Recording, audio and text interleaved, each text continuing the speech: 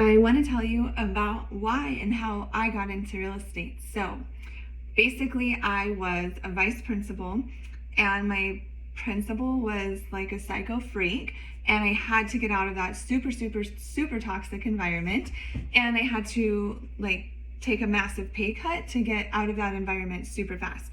So I made my now husband sell his house and move in with me so my bills would be cut in half, or he could just pay all of them while I figure out my life. And he made $70,000 in profit on his house. Now, if we would have held on to it for another year, he probably would have made $170,000 profit. But anyways, so with that 70 grand, he paid off all of his student loan debt. He put a lot down on a brand new car, and then we had 10,000 left over and decided that we should buy land or something, because we heard that real estate investing and buying land and hanging on to it till you're 90 was a good idea. And I stumbled upon this $40,000 cabin. It was basically like a shell of a garage, and it had power and water and 5 acres, gorgeous views. So we bought it for $40,000. You can't get a loan for $40,000, and we should have been able to just pay cash for it. Or luckily for us, the seller was willing to finance for us. So we gave him 10 grand down and paid $500 a month. And then we had a contractor friend come look at everything. He told us he thought it would be about $25,000 to fix it all up.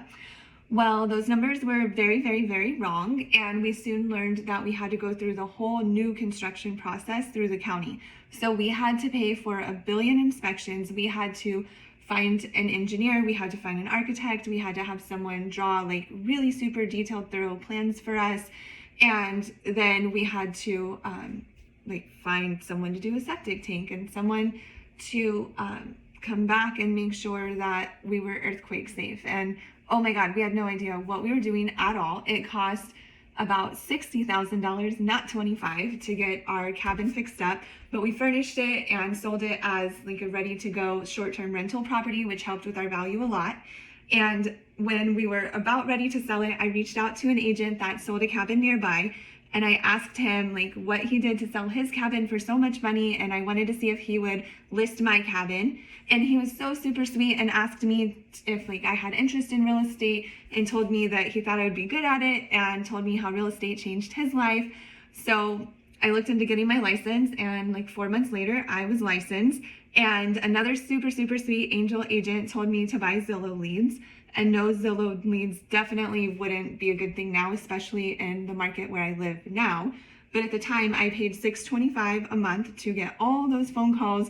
When people called Zillow to see what's up with a property, it would ring to me. And I thoroughly knew the market. I studied everything. I previewed a bunch of houses. I knew what the answers were to all their questions. So anyways, my first year in real estate, I sold 54 houses.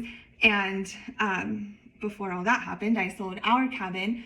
We made $60,000 in profit overnight. So the last month or two before we were about to sell the cabin, we were literally counting change and eating dollar bean burritos, because the cabin took every single cent. And we were so angry. We got in a million fights and arguments over it. I cried a million times. I'm oh my God, how do people do this real estate investing thing? But when it sold and we made $60,000 and paid off every single penny we spent, it was so satisfying. And selling 54 houses was so much fun and so rewarding. And now we'll never ever look back.